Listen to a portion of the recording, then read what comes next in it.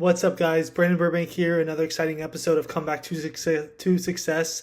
I'm happy because we're going to be talking today about finding good support, what that looks like for you, and what that could look like for other people who are struggling with their mental health challenges and are needing the right people to support them. So now let me backtrack real quick and tell you what not to do. So what I'm aiming to give you guys is more insight on what's helpful for you to potentially find the right people, the right supportive team, supportive group of people who are out for your best interests, who want to see you grow, who want to see you succeed, who believe in you, who love you, who care about you, who want to see you to becoming the best version of yourself. That's why we're here today to talk about this important perspective to think about for you to start thinking about who are my influences in my life, who are the people who I'm associating with in my life, and are they helpful and beneficial for my life? For many people out there who are going through different challenges with their mental health and are going through different ways of how they're trying to get insight and accountability and responsibility for their own actions, it can be hard. That's why having the right people and the right supportive people in your life can be really transformative for you to help you work through your challenges and become the best version of yourself and not giving up when it gets hard.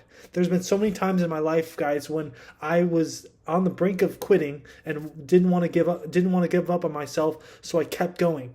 When having the right people in your support team, just to name a few, a best friend, a supportive doctor or mental health professional to help guide you on this journey is not a bad thing. It's just a matter of if you are willing to accept some of the stigma that comes with having a mental health providers as well as a therapist and things like that can be really transformative for your life. Now let's get into the perspective of who not to go into. There's people in this world who are toxic. We call them toxic people. And let's focus on them for a second right now, because when you are associating yourself with other people in life and they're toxic people, they're not really giving you a lot of positive growth and a lot of positive influence in your life, you need to ask yourself, is it good and healthy to have these people in my life? Ask yourself this question right now, because you might be thinking about a certain person who you want to not put a lot of effort into the friendship or the relationship with, but it seems that it's become very toxic and they're draining from your life. That's what I'm trying to focus on right now, is to tell you that it's okay to ask for help, but be cautious about who you put into your life.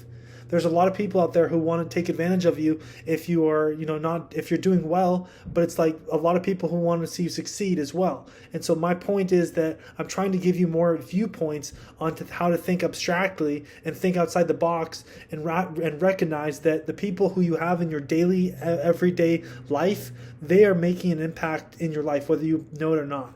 And that's because they cause you to think a certain way or be a certain person that you might be or you might not want to be. And so looking at the past as well, if you have a person in your life who's just always constantly living in the past, that's a very toxic way to think about the past, to have a person who is supporting you in your life.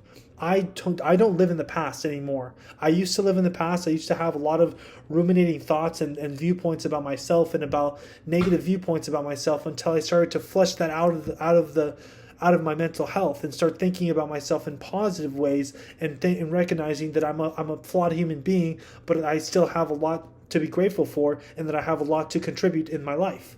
So that's kind of where we're all focusing on today in today's message video, is to help give you more of that sense of purpose, that sense of compassion for yourself.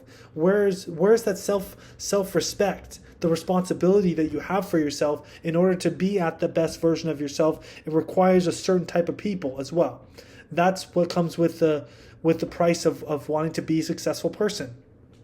There's been people in my life where I've had to say, no, I'm not gonna. I choose not to interact with you anymore. You're not a helpful and healthy person in my life. And although that's been hard at times, because I do face loneliness and feelings of being alone at times, it's been hard because I want to be able to be around other people, but I also care about the quality of the people who are in my life, the people who are supportive for me in my life, and the people that are supportive for you as well. Don't just deny yourself of the ability to be the best version of yourself and being with the right people. Sometimes it takes time to get to know the right people and being in the right state of mind frame, but that's an important thing to think about. When you have the right people who are supporting you and who are giving you guidance and feedback and the positive approach in your life, you can become more versatile and become more aware of your limitations, and the things that are bothered you, they might not bother you anymore. In the long term of things, you can start working through your challenges and telling yourself through positive affirmations and through positive thought patterns that are regulated with your own self-esteem and your own mindset. Those are things to be thankful for, and to recognize that recovery is possible. Stay away from the people who are trying to who don't believe in you, who don't accept you fully, and who have hidden agendas, who want to see you go in a certain way, when it's like you're doing fine right now as you are, and you can be healthy in a positive state of mind just to be who you are right now. That's what I'm trying to think about right now. So to give you that viewpoint, you guys, think more about abstract ways to focus on the attention for the right people who are supportive and who give you that sense of urgency, that sense of purpose, the sense of healing, the sense of support. These are all things that are really crucial for you in your recovery, as well as to maintain balance and maintaining your self-respect for yourself. Don't let anybody deny you of your own right to feel independent, to be your independent self, and to be able to cognitively function at your best self. That's what I'm trying to boil this down to right now. So in this video, we covered a lot. We covered aspects around mental health, aspects around how to work through different challenges with your own mental health. What are you doing right now to find balance with other people? Who are the type of people who you need in your life right now? And asking yourself critical questions about, maybe do I need to sacrifice some people and take them out of my life, or take them partially out of my life? Here's another example with family. Family members can be very hard and very toxic at times if you don't get along with your family as well, and I've experienced this as well. And so how I deal with my family members who are hard to deal with is I just accept myself openly and say to myself, I'm not going to let this person take advantage of me, and I'm going to be able to be my own best self and be able to be responsible and be able to be independent enough to know when my limitations are and how I don't want to let other people take advantage of me. And just because I have a diagnosis of bipolar disorder, I don't want to let that stop me from being my best self. And so having limitations with family members or friends can be a great way to think about that for yourself. So in this video, we covered a lot. We covered a lot of the aspects around mental health, around finding the right support team, what that looks like for you, and how you need to be able to differentiate each individual in your life and ask yourself, how is this person helping me get to where I want to become?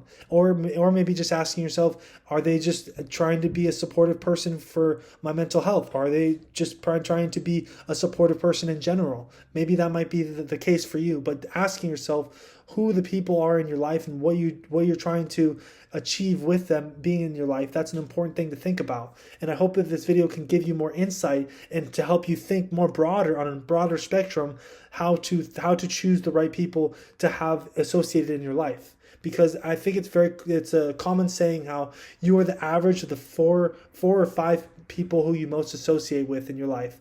So choose wisely. I'll leave it at that. Thank you so much for everybody for watching this video. I hope that this was insightful and helpful and gives you a lot of things to think about. Maybe go back to and re-watch this video again, because I was speaking really fast in a lot of the ideas to think about. Anyways, thank you so much, guys. Take care. God bless and stay well.